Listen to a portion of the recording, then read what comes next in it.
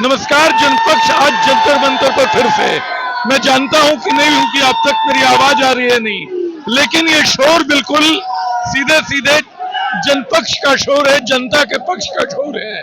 आपको तक खबर पहुंच चुकी होगी कि धर्मेंद्र प्रधान का आखिरकार इस्तीफा हो गया।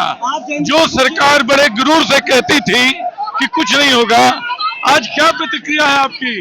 प्रतिक्रिया यही है कि आज जिस मुद्दे के लिए हम इतने दिन से यहाँ रुके हुए थे, उस चीज में हम सफल हुए हैं और बहुत अच्छा प्रयास था और उसकी सफलता भी मिली। और आगे से कोई भी, चाहे वो पक्ष हो विपक्ष हो, किसी भी तरह की अकाउंटेबिलिटी अगर नहीं रखी जाएगी तो जेनजी या आने वाला इस देश का युवा हमेशा उस चीज के खिलाफ खड़ा होगा और अपनी चीज को साबित करेगा, सही बात पे डटा रहेगा। क्या हुआ? मेरा नाम रजत बिश्नोई। रजत, शुक्रिया। आपको क्या लग रहा है चुनाव जो है अब आने वाले दिनों में आप क्या करेंगे? सर, ये 2029 तक कोई भूलने वाला है नहीं, क्योंकि सर इन्होंने अब तक कोई जिम्मेदारी का ये सोचते थे कि हम तो खुदा हैं, बस जो कर देंगे वो पब्लिक मानेगी। लेकिन ये युवा है, युवा अपना बुरा अच्छा जानता है। ये आखिर ये युवाओं के उससे खेल रहे थे। इनको चाइना से पैसे फंडिंग बता रहे थे, इनको अमेरिका का दलाल बता रहे थे, इनको पाकिस्तान से वो बता रहे थे। लेकिन मेरा नगेंद्र सिंह नाम है सर। तो नागेंद्र की बात सुनिए। मैंने खुद यहाँ देखा है कई दिन कि लोग अपने पैसे से जाके कनॉट प्लेस से सामान खरीद रहे हैं, यहाँ बांट रहे हैं, और चाइनीज और पाकिस्तान की फंडिंग की बात हो रही है। आप बताइए, आप इस आंदोलन को किस तरह देख रहे हैं? मैं इसको पॉजिटिव तरीके से देखता हूँ। मैं ये देखता हूँ कि एक युवा अपने घर में बात मनवा सकता है, चाहे वो प्यार से, चाहे गुस्से से, अपने फैमिली से। वैसे ही वो इस देश के, चाहे वो मिनिस्टर्स हो, चाहे वो कोई भी पद पे बैठा अधिकारी हो, उनसे अपनी बात मनवा सकता है। ये युवा में एक हुनर है कि वो अपने हक के लिए लड़ता है और लड़ता रहेगा। जय भगत सिंह, जय संविधान। देखिए, भगत सिंह की याद आ रही है बच्चों को, और ये वो लोग हैं जिनके बारे में कहा जा रहा था कि ये तो राजनीति नहीं जानते, नहीं समझते, पता नहीं किस भाषा में बात कर रहे हैं। कैसा लग रहा है आपको इस चीज? बहुत खुशी हो रही है मुझे तो बहुत ज्यादा। रास्ता क्या होगा? आगे का रास्ता अब जिसने जो होगा देखा जाएगा, पर अभी जो है वो बहुत अच्छा है। आप क्या कर रही है? नीट की तैयारी? मैं नीट की तैयारी नहीं कर रही हूँ, मैं मास्टर कर रही हूँ, एमकॉम कर रही हूँ। एमकॉम कर रही है? हाँ। अरे वाह, बहुत अच्छा। लग रहा है कि शिक्षा नीति बदलेगी। हाँ, जो भी है, जो स्टूडेंट को चाहिए वो मिल गया है, मैं उसमें ही खुश हूँ। नाम क्या है आपका? प्रीति। ठीक है रिधि, शुक्रिया। तो दोस्तों, अब ठीक है, मैं आंदोलन पे जाता हूँ थोड़ा सा। आप देख रहे होंगे ये पूरी भीड़, लोगों को आने जाने का रास्ता नहीं मिल रहा था। आप जो है, हाँ, आप देखिए कि किसी को ये जंतर मंतर बिल्कुल मैंने प्रेस क्लब के, दिल्ली के प्रेस क्लब के पास से शुरू हो गया था। गाड़ी मैंने वहीं खड़ी की और वहीं से ये सारा पैदल चलता हुआ आया हूँ। आप देखिए कि सरकार दिल्ली को बिल्कुल मणिपुर और कश्मीर बनाने पे तुली रही। उसने दुकानें बंद करा दी कनॉट प्लेस की, उसने जंतर मंतर आने के रास्ते बंद किए, उसने मेट्रो बंद किया, उसने इंटरनेट बंद किया। इन सब के बावजूद आंदोलन चलता रहा, जेन जी पहुंचता रहा। इसको समझना बड़ा मुश्किल काम है। आप कुछ बोलना चाहेंगी? कुछ संकोच भी है, कुछ वो भी है। आप यहाँ क्यों आई हैं? जी, मैं तो देखने आई हूँ, धर्मेंद्र प्रधान का इस्तीफा हो गया तो यहाँ का कैसा माहौल है वो देखने आ रही हूँ। कितना जोश है, कितना सब मस्ती कर रहे हैं, कितना पार्टी कर रहे हैं। जनजी का ये प्रोटेस्ट था, आखिर हमें सक्सेसफुल हम हो गए, हमें मिल गई सफलता। तो मैं ये पार्टी देखने आई हूँ कि कैसा कैसा जश्न हो रहा है तिरंगे के साथ। नाम क्या हुआ? मेरा नाम प्रतिभा हुआ। प्रतिभा। ठीक है, शुक्रिया।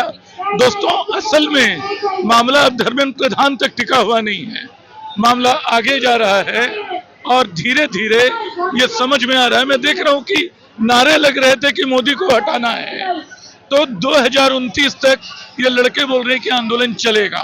और एक दूसरी बात, ये मैंने रास्ते में देखा, नारे लगा रहे हैं लोग जिंदाबाद के, भगत सिंह और गांधी दोनों को याद कर रहे हैं।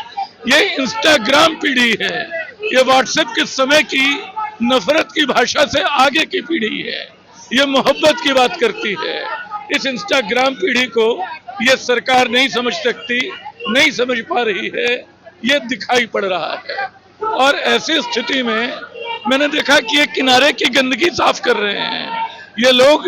मतलब ये भी दिखाने में लगे हैं कि वो कोई अराजक भीड़ नहीं है, वो अपने सामाजिक दायित्वों को समझते हैं। कहाँ से आ गए ये लोग? कौन सी पीढ़ी है ये असल में वो पीढ़ी है जिसको हमने ठीक से पहचानने जानने की कोशिश नहीं की। ये अपने कंधे पे एक लैपटॉप टांगे निकलती है और घूमती रहती है, वही उसका दफ्तर है, वही उसका आंदोलन है। हमारे साथ लगातार लोग हैं, कई लोग हैं, हाँ, जगह जगह से आए लोग। लोगों को कहा जा रहा है कि शांति से बैठ जाएं, लोग बैठ रहे हैं।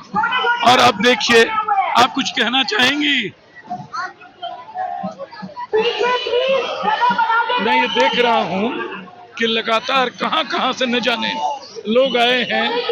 तिरंगे देखिए कितने लहरा रहे हैं, तिरंगे प्रतीक वही हैं जिनके सहारे आपने कोशिश की थी कि देशभक्ति का एक गलत पाठ पढ़ाएं, राष्ट्रवाद का एक गलत पाठ पढ़ाएं। लेकिन इन युवाओं ने साबित किया कि ऐसे किसी गलत पाठ में, देश को बांटने वाले एजेंडे में इनकी दिलचस्पी नहीं है। ये आज लोकतंत्र के लिए, वाकई भारतीय लोकतंत्र के लिए ये अद्भुत क्षण है। अरसे बाद जो सरकार बड़ी हनक से कहती थी कि उसका कोई मंत्री इस्तीफा नहीं देगा, आज एक इस्तीफा हुआ है। और ये ईंट में दीवार की एक ईंट गिरने का मामला है। इसके बाद और भी नाम आएंगे, इसके बाद जो आएंगे नाम, वो नाम और भी हैं, जिसमें अब अगली बारी तो मुझे लगता है और भी, जैसे अब हरदीप सिंह पुरी के बारे में लोग याद करेंगे कि एप्स्टीन फाइलें ली हैं इन्होंने, एप्स्टीन फाइलों में इनका नाम है। और भी लोगों को याद करेंगे, निर्मला सीतारमन, पेट्रोल और रुपए के दाम को लेकर इशू बनेगा। एस जयशंकर, विदेशों में भारत की स्थिति को लेकर सवाल उठेंगे। हालांकि सच है कि सबसे ज्यादा जिम्मेदार इसके हमारे प्रधानमंत्री ही हैं। वो प्रधानमंत्री जिन्होंने विदेश मंत्रालय भी संभाल रखा है, वो दुनिया भर में जाके सम्मान ले रहे हैं। जो वित्त मंत्री को पता नहीं चलने देते हैं और नोटबंदी हो जाती है, जो परीक्षा में शिक्षा जैसा कार्यक्रम चलाते हैं, अपने शिक्षा मंत्री को जगह नहीं देते। तो ये सारी चीजें हैं, ये सारा एजेंडा है। और ये भीड़ जो चारों तरफ है, ये लोकतंत्र के उत्सव की भीड़ है। ये वाकई नया हिंदुस्तान है, वो हिंदुस्तान जो अरसे बाद जैसे जागा है। आप कुछ बोलेंगे अजय? आप बताइए, आपको क्या लग रहा है? आप तो कई दिनों से देख रहे हैं। सर ठीक है, मतलब सरकार ने बात मान ली है, ये अच्छी बात है।